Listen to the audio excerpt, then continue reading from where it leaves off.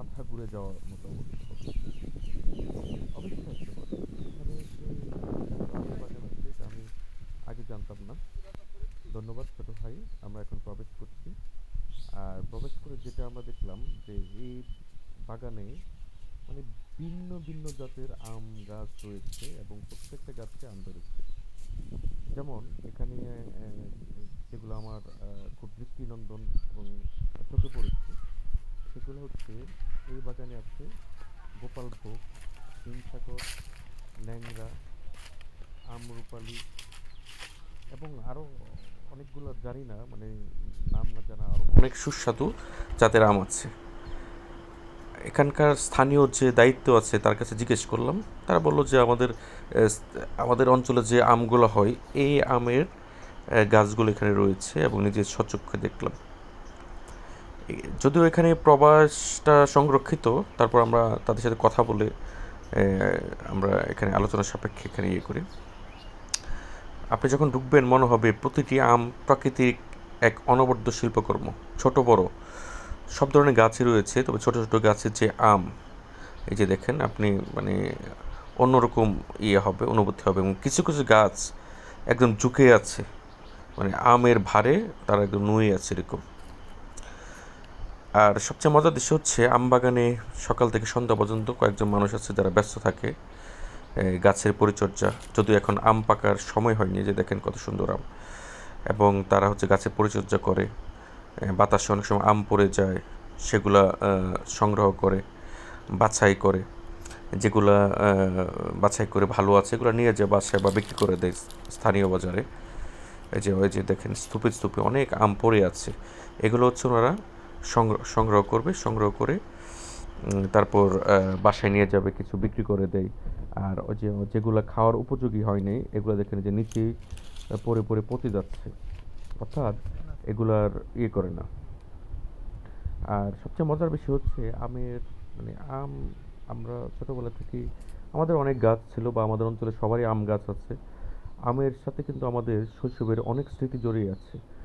হ্যাঁ, গাছের ডালে উঠে আমরা কাঁচা আম পেড়ে খাইছি, কিংবা কাঁচা আমের ভর্তা, অথবা স্কুল থেকে যখন আসতাম আমার দাদু আমার জন্য আম ভর্তা বানিয়ে রাখতো। মানে প্রত্যেকটাই কিন্তু এক একটা গল্পের মতো। আর সবচেয়ে বড় কথা হচ্ছে এখানকার অনেক আম দেশে বিভিন্ন জেলায়ও নাকি পাঠানো হয়, স্থানীয় চাহিদা মিটিয়ে এগুলা অনেক জায়গায় ইয়ে করে মালিকপক্ষ। পাশাপাশি হচ্ছে অনেকে বাগানে এসে টাটকা আম কিনে নিয়ে যায়। নরসিংদীর এই আম কিন্তু অন্যতম সুস্বাদু, কারণ হচ্ছে এখানকার লাল মাটি এবং উর্বর মাটি, সেই সাথে হচ্ছে অনুকূল আবহাওয়া। সব কিছু বলতে গেলে অনেক ভালো লাগছে। এত সুন্দর একটা বাগান, আপনি যদি এখানে না আসেন তাহলে এটার বিষয়ে জানতেই পারবেন না। যারা ঘুরতে পছন্দ করেন কিংবা বেড়াতে পছন্দ করেন তারা চাইলে এখানে আসতে পারেন। এখানে এসে ভালো একটা সময় কাটবে যদি কর্তৃপক্ষের সাথে কথা বলে আপনারা এই বাগানটা ভিজিট করেন। হ্যাঁ, আপনারা যদি এখান থেকে কিছু সময় কাটাতে চান, প্রকৃতির সাথে কিছু সময় কাটাতে চান, তাহলে এই বাগানে এসে ঘুরে যেতে পারেন।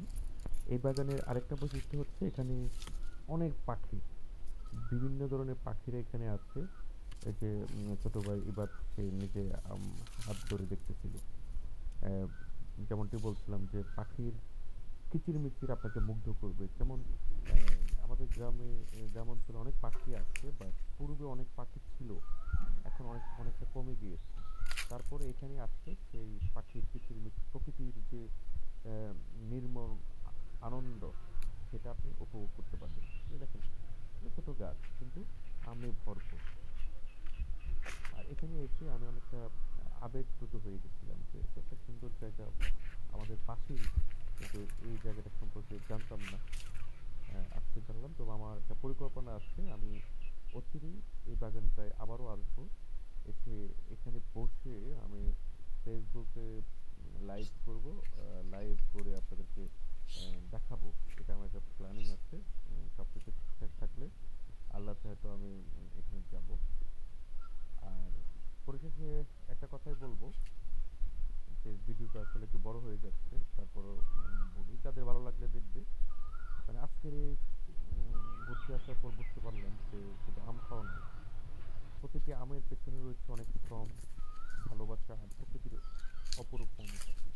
কারণ এই বাগানটা কিন্তু একদিনে তৈরি হয়নি, মানে দীর্ঘদিনের পরিশ্রমের ফল। এবং এখানকার যে মালিক, উনি তো শৌখিন মানুষ, বিস্তীর্ণ এলাকা জুড়ে, ব্যাপক জায়গা জুড়ে এই বাগানটা তৈরি করেছেন। ওনার জন্য অনেক শুভকামনা। আর সবচেয়ে বড় কথা হচ্ছে এই সৌন্দর্য আর এই স্বাদ আমাদের প্রতিদিনের জীবনের প্রকৃতির এক বিশেষ উপহার। এগুলো তো আসলে বলা বাহুল্য যে গাছ আমাদের কত উপকারী। এই গাছ আমাদের ফল দিচ্ছে, অক্সিজেন দিচ্ছে, হ্যাঁ, তারপর কাঠ দিচ্ছে, জ্বালানি দিচ্ছে। তো এই গাছগুলোকে আমরা সুন্দরভাবে পরিচর্যা করব।